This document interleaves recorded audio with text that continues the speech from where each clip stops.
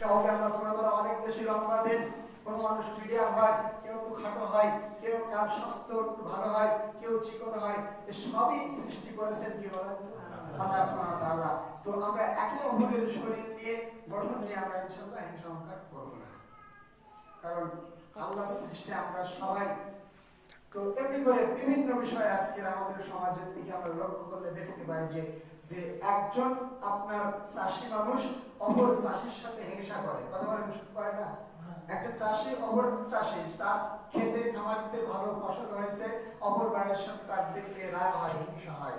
একজন দোকানদার ব্যবসায়ী মানুষ, তার দোকানে যদি বেচাকেনা বেশি হয়, ভালো বেচাকেনা হয়, তার খরিদ্দার যদি বেশি আসে, অপর দোকানে যদি খরিদ্দার একটু কম যায়, তার একটু মনে মনে যদি কিন্তু হিংসা হয়, অহংকার হয়। এই হিংসা অহংকার রাখা যাবে না, বিন্দুমাত্র হিংসা অহংকার রাখা যাবে না। রাখলে ভয়াবহ পরিণাম রয়েছে, সেটা হাদিসের মাধ্যমে বলবো ইনশাআল্লাহ। সম্মানিত উপস্থিতি, তো বিশ্বনবী সাল্লাল্লাহু আলাইহি ওয়াসাল্লাম বলেন, সহিহ তিরমিজি ও মিশকাত বর্ণনা, আল্লাহ নবী সাল্লাল্লাহু আলাইহি ওয়াসাল্লাম বলেন, আল্লাহ তাআলা বলেন হাদিসে কুদসি, আল্লাহু তাআলা আল কিবরিয়া রিদাই ওয়া আল ইনসারি। আল্লাহ সুবহানাহু ওয়া তাআলা বলেন যে অহংকার হলো আমার চাদর, ওয়া আলামাতি ইজহারি, আর আত্ম-অহমিকা, আত্মভরিতা হলো আমার লুঙ্গি। ফামান নাযাআনি ওয়াহিদান মিনহুমা আদখালতুহু জাহান্নাম। সুতরাং এই দুটির কোন একটি কেউ গ্রহণ করলে আমি তাকে জাহান্নামে দিব, আমি তাকে জাহান্নামে দেব, জাহান্নামে দিব। তাহলে বুঝতে পেরেছেন? যদি হিংসা আত্মঅহংকার আপনার মধ্যে থাকে, তাহলে কিন্তু আপনাকে আল্লাহ সুবহানাহু ওয়া তাআলা জাহান্নামে দিবেন। এজন্য সামান্য অহংকার রাখা যাবে না। বিশ্বনবী সাল্লাল্লাহু আলাইহি ওয়াসাল্লাম অপর একটা আয়াতে ভিন্ন হাদিসে বলছেন, সহিহ বুখারী ও মুসলিমের বর্ণনায় সাহাবী আব্দুল্লাহ ইবনে মাসউদ রাদিয়াল্লাহু আনহু বললেন, আল্লাহ রাসূল সাল্লাল্লাহু আলাইহি ওয়াসাল্লাম বলেছেন, ক্বালা লা তাদখুলুল জান্নাতা মান কানা ফি কলবিহি মিসকালু যাররাতিন মিন কিবর। রাসূল সাল্লাল্লাহু আলাইহি ওয়াসাল্লাম বলেন যে যার অন্তরে বিন্দু পরিমাণ অহংকার থাকবে, হিংসা থাকবে, সে ব্যক্তি জান্নাতে প্রবেশ করতে পারবে না। ওয়ালা রাজুলুন, তখন একজন ব্যক্তি বলল, হে আল্লাহর নবী সাল্লাল্লাহু আলাইহি ওয়াসাল্লাম, কেউ তো পছন্দ করে তার পোশাকটা ভালো হোক, তার জুতাটা সুন্দর হোক, এটা কি অহংকার হবে? ওয়ালা ইন্নাল্লাহা জামিলুন, তখন আল্লাহর নবী সাল্লাল্লাহু আলাইহি ওয়াসাল্লাম বললেন যে নিশ্চয় আল্লাহ সুবহানাহু ওয়া তাআলা সুন্দর, তিনি নিজে সুন্দর, ইহিব্বুল জামাল, তিনি সুন্দরকেও পছন্দ করেন। আর কিবরু বাতারুল হাক্কি, আর হিংসা বা অহংকার হলো হককে, সত্য বিষয়কে অহংকার করে পরিত্যাগ করা, অবাধ্য নাসে, এবং মানুষকে হীন ও তুচ্ছ মনে করা, এটাই হলো অহংকার করা।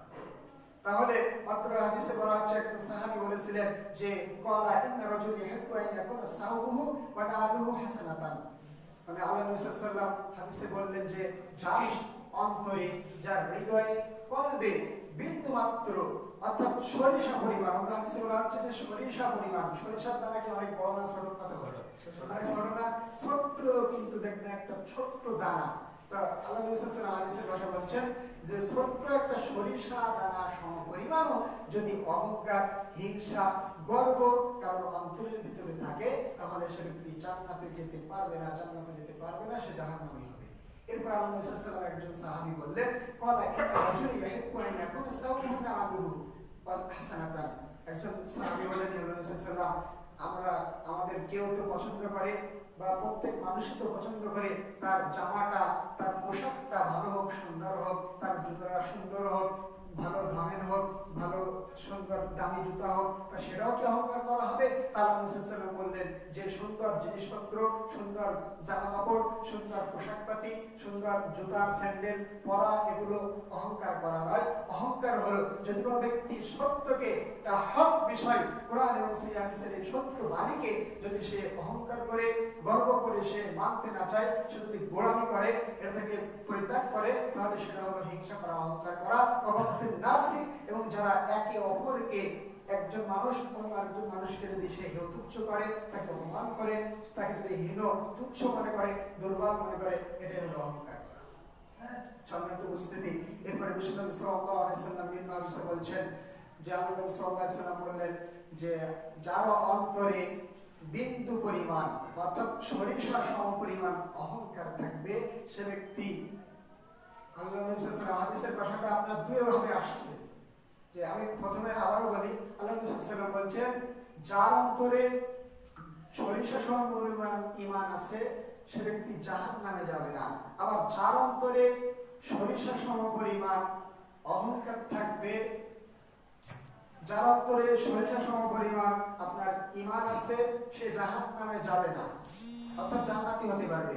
পক্ষান্তরে বলা হচ্ছে আবারও যে ব্যক্তির অন্তরে আপনার সরিষা সমপরিমাণ যদি অহংকার থাকে তাহলে সে জান্নাতে যেতে পারবে না। অত্র হাদিসে আপনার দুইটা ভাষা সাংঘর্ষিক ভাবে আসছে, অর্থাৎ কোন ব্যক্তি যদি আপনার হিংসা অহংকার গর্ব করে তাহলে সে কখনো জান্নাতি হতে পারবে না, জান্নাতে যেতে পারবে না। পক্ষান্তরে কোন ব্যক্তির পরিমাণে ওই যেটা বলছিলাম ছোট্ট সরিষা দানা পরিমাণও যদি ঈমান থাকে, আল্লাহর প্রতি যদি তার বিশ্বাস থাকে, তাহলে সে আবার কখনো জাহান্নামে যেতে পারবে না, অর্থাৎ জান্নাতি হতে পারবে। এজন্য কোন মুমিন বান্দাবান্দির মনে অন্তরে হিংসা অহংকার রাখা যাবে না। সম্মানিত হাজিরিন, এমনি করে আপনার বিশিষ্ট সাহাবী হারিস ইবনে ওয়াহাব রাদিয়াল্লাহু আনহু বলেছেন, আল্লাহ নবী সাল্লাল্লাহু আলাইহি ওয়াসাল্লাম বলেছেন, আমরা সংক্ষিপ্ত সাল্লাল্লাহু আলাইহি ওয়াসাল্লাম বলবো। আল্লাহ নবী সাল্লাল্লাহু আলাইহি ওয়াসাল্লাম বলেছেন কিয়ামতের দিন অহংকারী ব্যক্তিদেরকে পিপিলিকায় অর্থাৎ পিঁপড়ার ন্যায় জড়ো করা হবে। অবশ্যই তাদের আকার আকৃতি হবে মানুষের মতো। অপমান তাদেরকে চারিদিক হতে বেষ্টন করে রাখবে, বাওলাস নামক জাহান্নামের কারাগার থেকে তাদেরকে হাঁকিয়ে দেওয়া হবে। আর আগুনের অগ্নিশিখা তাদের উপরে ছেয়ে যাবে, এবং বলা হচ্ছে আগুনের অগ্নিশিখা তাদের উপরে ছেয়ে যাবে এবং জাহান্নামীদের দেহ থেকে নিংড়ানো রক্ত আর পুষ অর্থাৎ তিনাতুল খাবাল, বলা হচ্ছে যে জাহান্নামীদের দেহ থেকে নিংড়ানো তিনাতুল খাবাল নামক খাদ্য জাহান্নামীদের খাদ্য হিসেবে খেতে দেওয়া হবে। অর্থাৎ তিনাতুল খাবালের বাংলা অর্থ হচ্ছে আপনার রক্ত পুষ যুক্ত কদর্যপূর্ণ এই ধরনের খাদ্য জাহান্নামে আপনার যারা অহংকারী হবে জাহান্নামীদের এই দেহ থেকে নিংড়ানো তিনাতুল খাবাল নামক এই খাদ্যটা এই হিংসুকদের গর্ভধারীদেরকে খেতে দেওয়া হবে, পান করতে দেওয়া হবে। তাহলে আমরা একে অপরের মধ্যে হিংসা করবো না। আবার আজকে আমরা যদি সমাজের দিকে লক্ষ্য করি তাহলে আমরা দেখতে পাই যে বউ এবং শাশুড়ির মধ্যে, একজন শাশুড়ি মুরব্বী মানুষ আর বউয়ের মধ্যে কত বলেন হিংসা আছে না নাই? আছে না? এদিকে আপনাদের এলাকায় হোক, আমাদের ভাবনার বা বিভিন্ন এলাকায় বিভিন্ন অঞ্চলে আমরা দেখতে পাচ্ছি যে বউ এবং শাশুড়ির মধ্যে যতক্ষণই আপনার মিলটা হচ্ছে না, তারা মিলেমিশে সংসার করতে পারছে না, অসংখ্য যুবক ভাইদের দেখবেন তার বউয়ের সাথে বিচ্ছেদ হয়ে যাচ্ছে।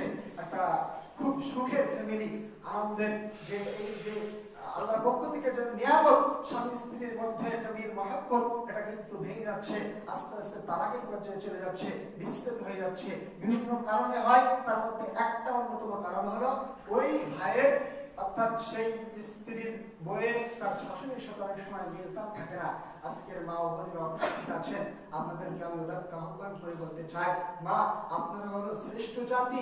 এই ইসলামে মা জাতি অনেক শ্রেষ্ঠ জাতি, সম্মানী জাতি। ইসলাম ধর্ম আপনার এমন একটা ধর্ম, ইসলাম ধর্ম মা জাতিদেরকে অনেক অনেক বেশি সম্মান দিয়েছে। সেই সম্মান হিন্দু ধর্ম দেয়নি, সেই সম্মানটা আপনার বৌদ্ধ ধর্ম দেয়নি, আপনার খ্রিস্টান ধর্ম দেয়নি। ইসলাম ধর্ম মা জাতিকে অনেক অনেক বেশি সম্মান দিয়েছেন। তো এই মা জাতি, মা বোনেরা যদি ইসলামের শরীয়তের সমস্ত হুকুম আহকাম মেনে চলে, তারা যদি ৫ ওয়াক্ত সালাত যথাসময়ে আদায় করে, স্বামীর আনুগত্য করে, স্বামীর প্রতি ভালোবাসা বজায় রাখে এবং তার কথা মতো মেনে চলে, সে যদি লজ্জাস্থানের হেফাজত করে, সে যদি পর্দার সাথে চলাফেরা করে, তাহলে সে মহিলা হবে আপনার জান্নাতি মহিলা, জান্নাতি রমণী, জান্নাতি রমণী বলেন সুবহানাল্লাহ। যদি কোনো নারী, যদি কোনো মা বোন আপনার স্বামীর প্রতি সে আনুগত্য না করে, স্বামীর প্রতি ভালোবাসা না রাখে, সে যদি স্বামীর কথা মতো না চলে, সে যদি ৫ ওয়াক্ত সালাত আদায় না করে, সে যদি পর্দার ভেতরে না থাকে, সে যদি বিপদ্দায় ঘুরে বেড়ায়, সে যদি অন্য পুরুষের সাথে কথাবার্তা কয়, তাহলে সেই মহিলা জাহান্নামী মহিলা, জাহান্নামী নারী। পরিশেষে আমি একটা হাদিস বলে আলোচনা শেষ করব। সম্মানিত উপস্থিতি, দেখুন এই হিংসা অহংকার করা কিন্তু অনেক জঘন্যতম একটা গুনাহের কাজ। এজন্য আমরা হিংসা অহংকার গর্ব থেকে আমরা দূরে থাকবো।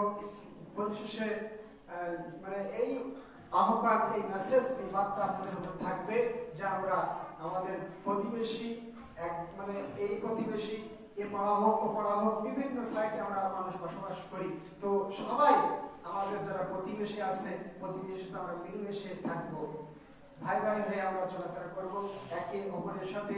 এ গোষ্ঠী ও গোষ্ঠীর সাথে ধরো কেউ আছে শেখ পড়ালো, কেউ সত্তার পড়ালো, অমুক পশ্চিম পড়ালো, পূর্ব পড়ালো, তাই বলে আমরা একে অপরের সাথে আমরা হিংসা বিদ্বেষ করবো না, সবাই আমরা মিলেমিশে থাকবো। মুসলমান ভাই ভাই, আল্লাহ রাসূল সাল্লাল্লাহু আলাইহি ওয়াসাল্লাম বলছেন যে আল মুসলিম আখুল মুসলিম, একজন মুসলমান একজন মুসলমানের ভাই ভাই, সে আমার হানাফি ভাই হলেও সে আমার ভাই, সে আমার অন্য মাযহাবের ভাই হলেও সে আমার ভাই, সে যদি হিন্দু হয় সেও আমার একজন, সে মানুষ, তা মানুষ তো সে আমার প্রতিবেশী, তাকেও আমার সম্মান দিতে হবে। আমার ভালো নম্র আচরণে ইনশাআল্লাহ সেও ইসলাম ধর্ম গ্রহণ করবে। এমনি করে আমরা মিলেমিশে থাকবো, একে অপরের প্রতি হিংসা অহংকার করবো না। আল্লাহ সুবহানাহু ওয়া তাআলা আমাদের হিংসা অহংকার গর্ব করা থেকে দূরে থাকা তৌফিক দিন, আল্লাহুম্মা আমিন। আল্লাহ রাব্বুল আলামিন আমাদের উক্ত বিষয়ের প্রতি আমাদের তৌফিক দিন এবং পাঁচ ওয়াক্ত সালাতি হিসেবে আমাদের সবাইকে কবুল করুন, আল্লাহুম্মা আমিন। আসসালামু আলাইকুম ওয়া রাহমাতুল্লাহি ওয়া বারাকাতুহু। সুবহানাকা